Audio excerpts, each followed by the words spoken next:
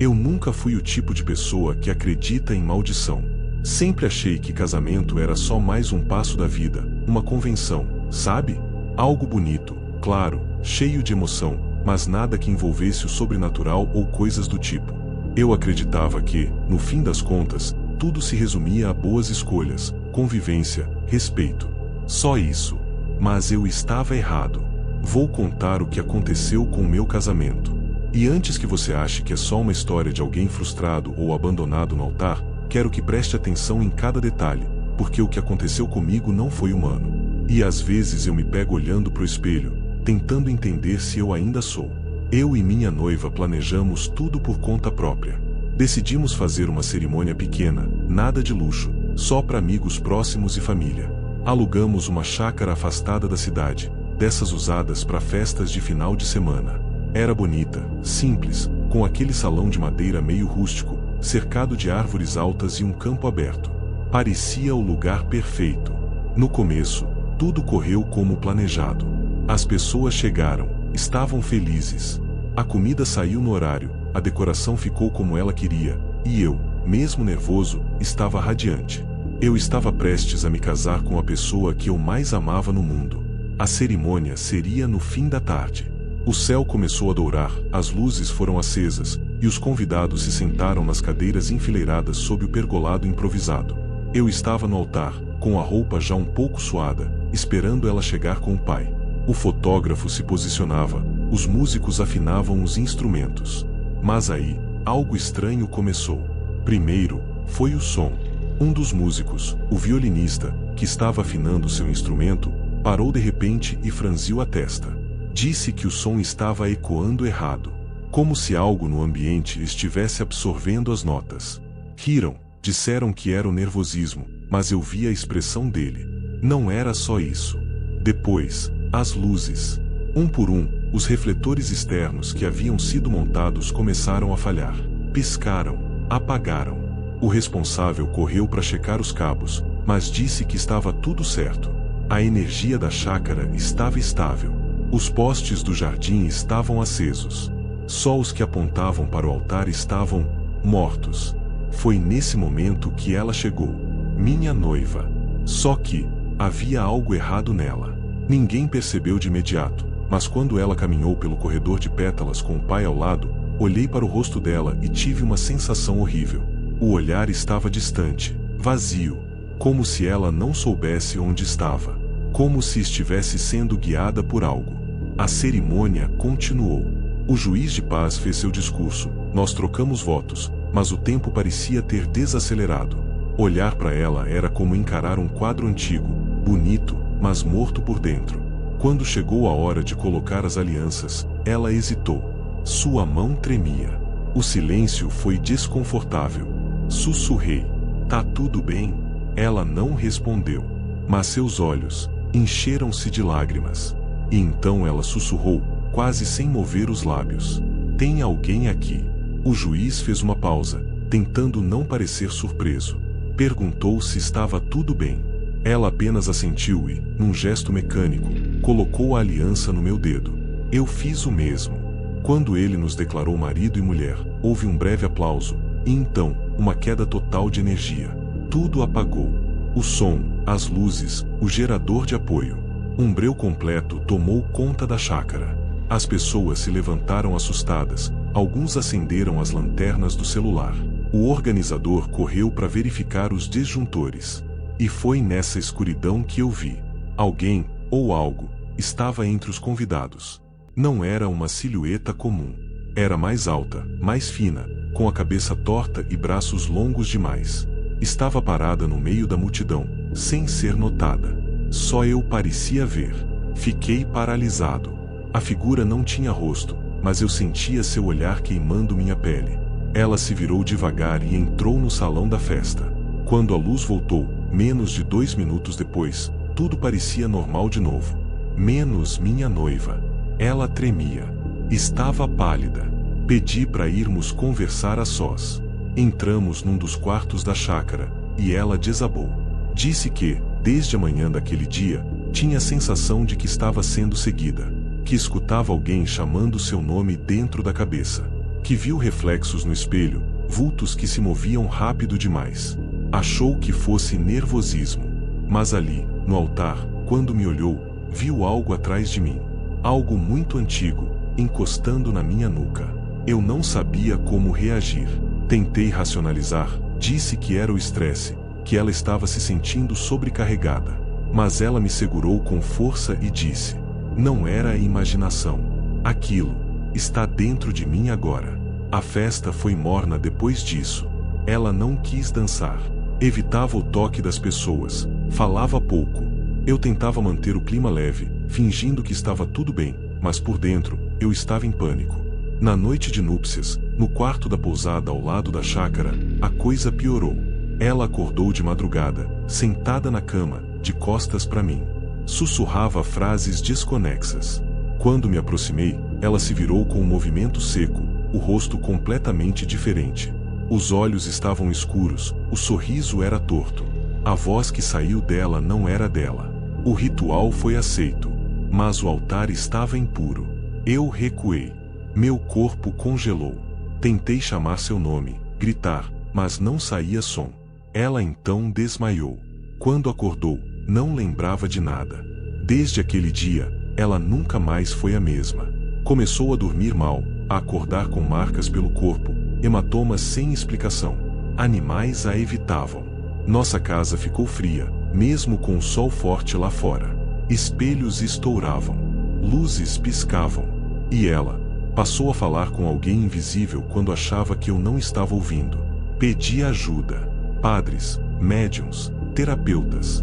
Ninguém sabia o que estava acontecendo. Um deles, um senhor cego que morava no interior, aceitou visitá-la. Ficou menos de 3 minutos dentro da casa. Quando saiu, estava pálido. Disse apenas: você não deveria ter feito votos naquele lugar. Ele já estava consagrado. Tentei anular o casamento. Viajei, me afastei, mas algo me puxava de volta. Ela dizia que eu era a segunda parte do laço. Que mesmo que eu fugisse, o voto estava feito. Que não era com ela que eu tinha me casado, mas com algo que a usou como recipiente. Faz 2 anos que vivo assim. Nunca me separei formalmente. Porque toda vez que tento, ela aparece.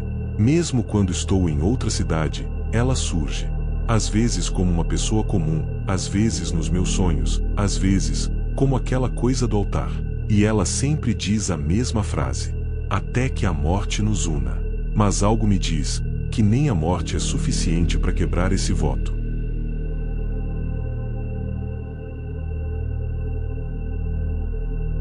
Eu nunca soube exatamente quando começou. Talvez tenha sido no dia em que deixei passar um detalhe pequeno, um olhar estranho, um comentário sem graça que não fez sentido. Ou talvez tenha começado bem antes disso, antes mesmo de eu conhecer ela. Só sei que me casei com uma mulher que, no fim das contas, nunca foi quem disse ser. Conheci minha esposa numa cafeteria perto do trabalho. Ela era simpática, educada, inteligente. Tinha aquele jeito calmo que fazia você se sentir confortável. Conversar com ela era fácil, natural. As coisas aconteceram rápido. 3 meses depois, já estávamos morando juntos. E em menos de 1 ano, o pedido de casamento veio. Ela disse sim, com os olhos cheios de lágrimas, e por um momento eu tive certeza de que tinha acertado. A cerimônia foi simples, só para amigos e família. Tudo correu bem. Não houve nenhum apagão, nenhum vulto. Nada fora do normal. E talvez isso seja o mais estranho, como se o terror que veio depois estivesse esperando pacientemente. Como se quisesse que eu baixasse a guarda. Nos primeiros meses de casado, tudo parecia perfeito. Ela cozinhava como ninguém. Sabia exatamente o que eu gostava. Às vezes, até demais. Como se soubesse meus pensamentos antes mesmo de eu dizer alguma coisa. Eu dizia que iria um café, e ela já vinha com a xícara. Dizia que tinha sonhado com praia, e ela sorria dizendo que sabia, que tinha sentido isso também. Achei romântico no começo. Mas com o tempo, começou a incomodar. Ela sabia demais. Às vezes, completava frases minhas com palavras que eu não disse. Palavras que eu só pensei. E não era coincidência. Um dia, testei isso de propósito. Pensei numa frase completamente absurda, O porco voador atravessou o teto azul. Só pensei, sem abrir a boca. Ela parou de cortar os legumes, olhou para mim e murmurou: "Isso nem faz sentido." Na hora, fingi que não ouvi. Ri, desconversei. Mas dentro de mim, senti um arrepio que não passou. Depois disso, comecei a observar melhor. Pequenas coisas. Ela nunca falava sobre o passado. Nunca mostrou fotos da infância, da adolescência, da família. Sempre que eu perguntava sobre os pais, ela desconversava, mudava de assunto, dizia que eram complicados, que moravam longe. Nunca me levou até eles. Nunca disse onde moravam. Ela não tinha amigos. Nenhum. E os que vinham ao casamento eram da minha parte. Comecei a mexer nas coisas dela. Sei que não é certo, mas eu precisava entender. No fundo, já sabia que algo não estava normal. Revirei as gavetas dela, procurei documentos, álbuns, qualquer pista. Mas tudo que achei foi um envelope escondido no fundo de uma caixa de sapato, trancado com fita adesiva e cheiro de coisa velha. Dentro havia uma única foto. Uma mulher, ela, ao lado de outra mulher que era idêntica, como se fossem gêmeas. Mas havia algo errado com a expressão delas. As duas sorriam, mas só com a boca. Os olhos estavam vazios. No verso, escrito a caneta, havia uma data de 10 anos atrás. E uma frase rabiscada com força. Só uma podia ficar. Fui confrontá-la naquela mesma noite. Mostrei a foto. Ela congelou. Tentou pegar da minha mão, mas eu não deixei. "Quem é essa?" perguntei. Ela respirou fundo. Depois riu. Um riso seco, sem alegria. E disse: "Eu achei que você não ia descobrir." Aquela frase, dita com tanta calma, me deu mais medo do que qualquer grito. Ela então contou. Pelo menos, uma parte. Disse que não nasceu sozinha. Que a irmã era sua metade. Que desde o nascimento, as duas dividiam mais do que o sangue. Dividiam coisas que não podiam ser explicadas. Pensamentos, dores, sensações.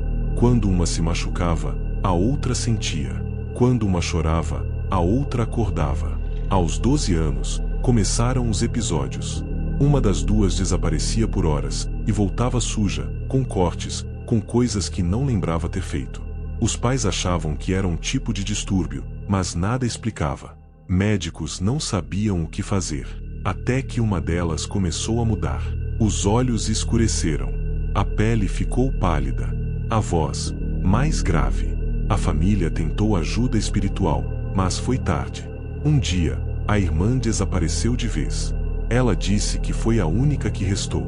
Que teve que escolher. Eu perguntei o que isso significava. Ela não respondeu. Nos dias seguintes, tentei manter a calma, mas algo dentro de mim gritava. A casa estava pesada. O silêncio machucava os ouvidos. Comecei a sonhar com ela em pé, me observando. Ela não dormia mais ao meu lado. Eu fingia dormir e ouvia passos pela casa de madrugada. Sussurros na cozinha. Portas que rangiam sem vento. Um dia, cheguei mais cedo do trabalho. Quando abri a porta, ela estava sentada no sofá, de costas, com a TV desligada. Chamei seu nome, mas ela não respondeu.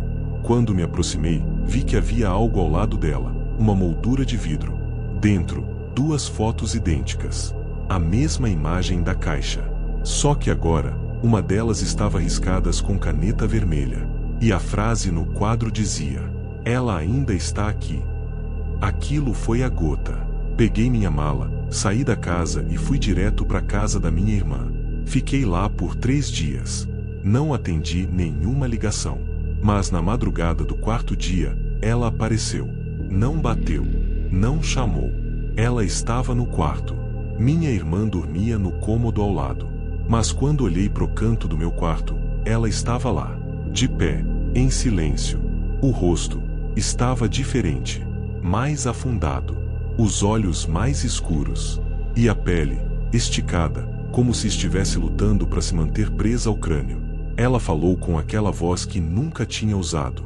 "Você me fez prometer, na saúde e na doença.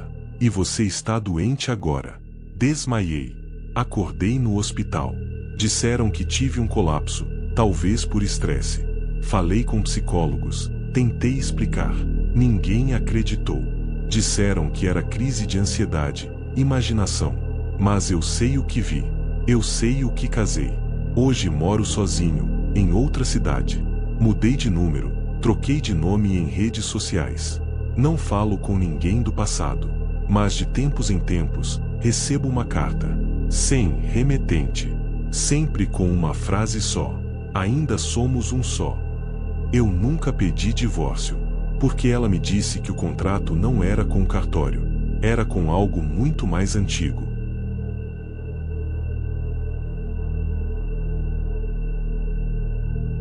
Eu não gosto de lembrar desse dia, mas tem horas que parece que ele não saiu de mim.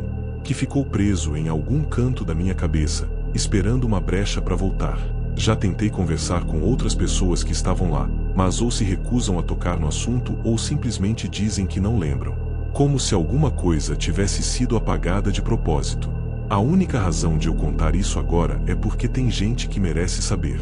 Porque, se um dia você for num casamento e sentir que algo tá errado, não um nervosismo comum, mas uma sensação real de que alguém ali não devia estar presente, você precisa sair. Rápido. O casamento não era meu. Era de um amigo de infância. A gente se afastou com o tempo, cada um foi para um canto da vida, mas mantivemos contato suficiente para eu ser convidado. Fiquei surpreso quando recebi o convite, porque ele nunca foi o tipo de cara romântico. Não o via desde a faculdade. O lugar escolhido foi uma igreja antiga, num bairro afastado da cidade. Desses templos preservados, com arquitetura gótica, bancos de madeira escura e vitrais coloridos. Era bonito, sim, mas carregava um ar pesado. Frio demais, mesmo com o calor lá fora. Era como entrar num lugar que não gostava de ser visitado. A cerimônia estava marcada para as 4 da tarde. Cheguei um pouco antes. Tinha umas 50 pessoas no salão. Tudo parecia normal. Muita gente sorrindo, tirando foto. Eu sentei no meio dos bancos, bem no corredor. Não vi o noivo na entrada, então presumi que já estivesse nos bastidores com os padrinhos. A música começou pontualmente. A marcha nupcial, os convidados virando o corpo para olhar o fundo da igreja. Quando a noiva entrou, algo dentro de mim travou. Ela estava linda. Véu comprido, vestido elegante, tudo do jeito que se espera. Mas tinha algo errado. Um detalhe minúsculo, quase imperceptível. E, mesmo assim, impossível de ignorar. Era o jeito como ela caminhava. Os pés pareciam não tocar o chão direito. Ela deslizava, lenta demais, sem acompanhar a música. E o rosto dela, apesar de estar coberto pelo véu, dava para ver que ela não piscava. Não uma vez sequer.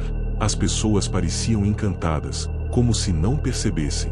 Mas uma senhora mais velha, 2 fileiras à minha frente, segurou o braço do marido com força e cochichou algo. Ele olhou para ela com raiva, como se pedisse silêncio. Depois disso, ela ficou quieta.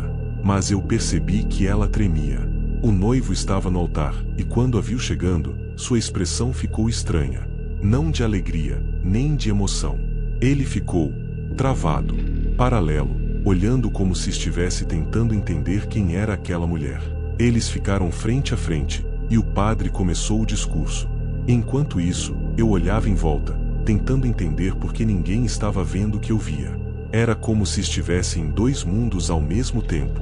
A cerimônia seguia, o ritual comum. Mas eu sentia, ela não era quem devia estar ali. Quando chegou a hora dos votos, o noivo hesitou. Ficou mudo.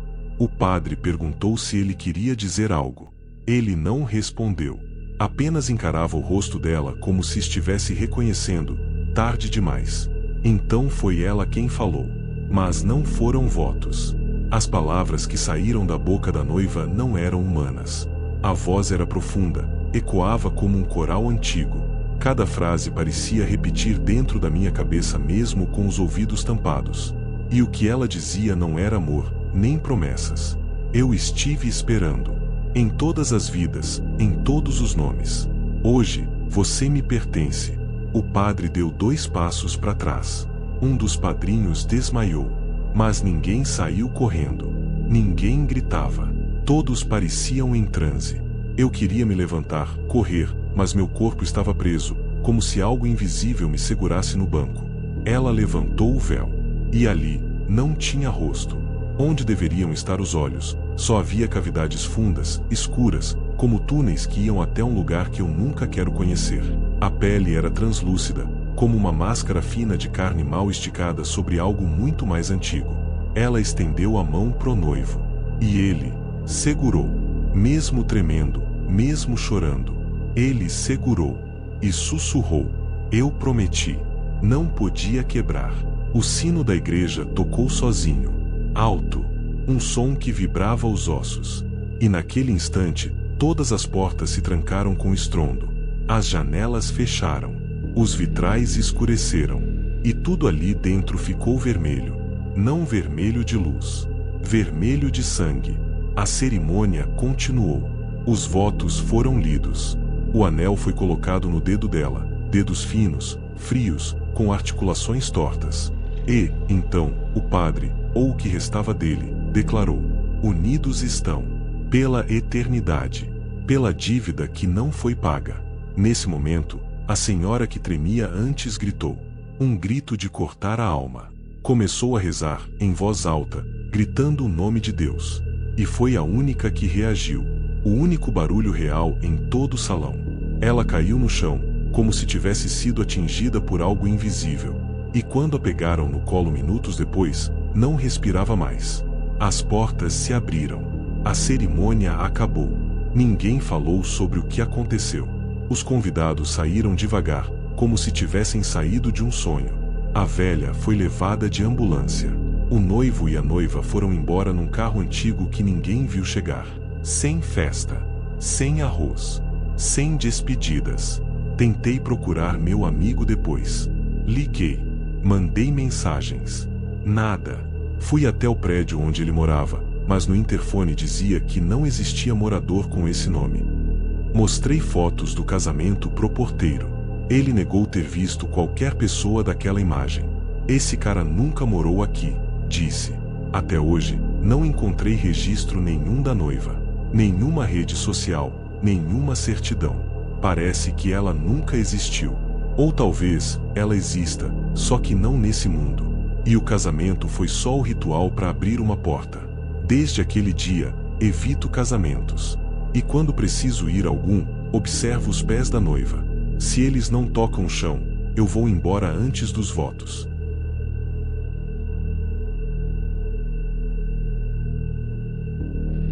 Nunca pensei que um casamento pudesse me marcar do jeito que esse marcou. E não foi pelo romantismo, nem pela cerimônia emocionante. Foi por causa do que eu vi, e do que eu fui forçado a sentir naquele dia.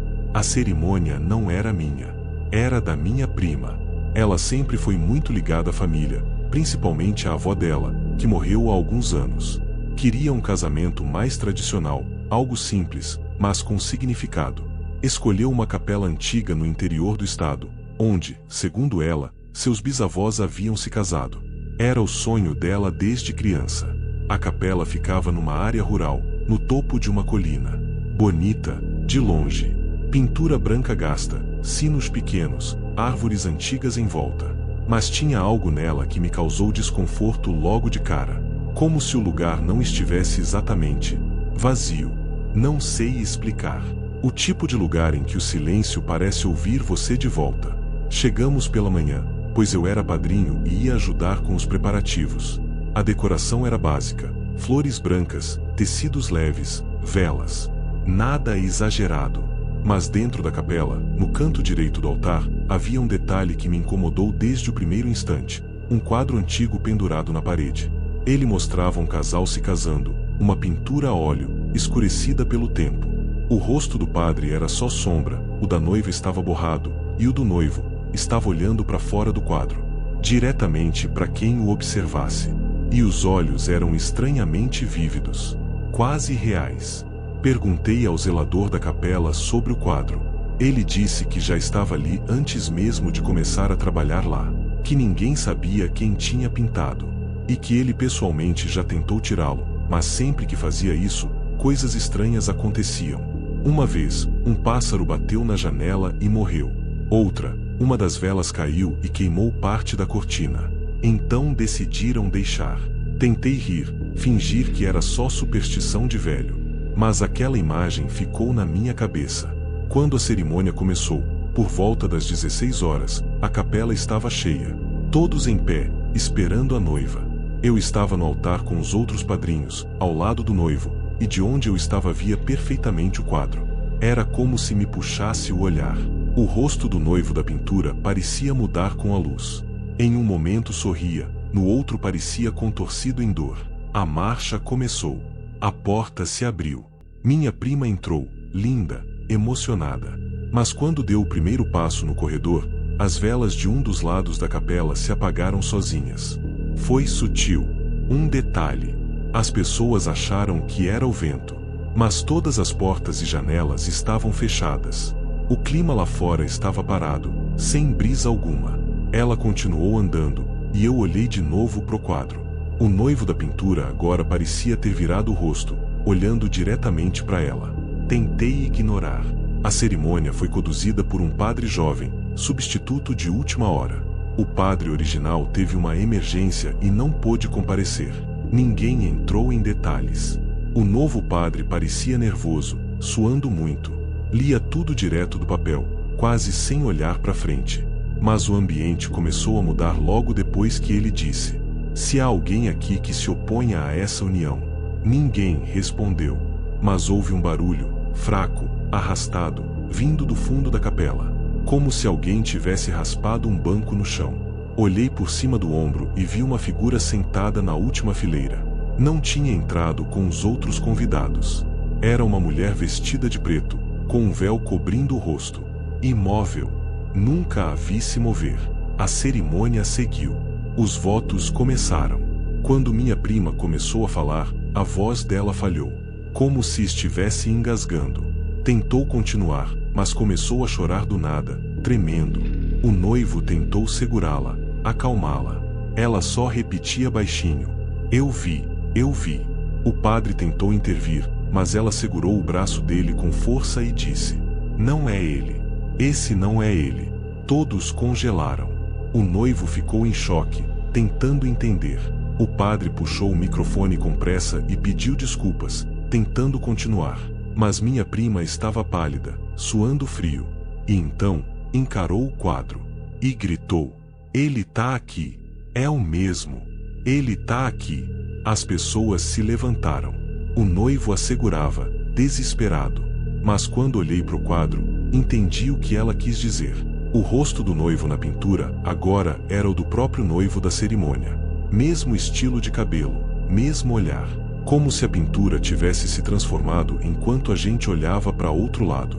E mais, o borrão que antes escondia o rosto da noiva na pintura tinha desaparecido. E agora, era o rosto da minha prima. Algumas pessoas começaram a sair. Um homem desmaiou. O padre largou os papéis e recuou em pânico. Minha prima desabou no chão, soluçando. A mulher de preto continuava imóvel no fundo da capela, sem reação. De repente, as portas se fecharam sozinhas com um estrondo. As velas apagaram ao mesmo tempo. E o vitral acima do altar estourou, espalhando pedaços de vidro colorido por toda parte. Ninguém se feriu. Mas o ar ficou denso, como se não houvesse mais oxigênio. Na escuridão, ouvimos uma voz. Fraca. Longe. Vinda de cima, ou de dentro da parede. O juramento foi feito. Uma luz vermelha começou a brotar do próprio quadro, como se estivesse acordando.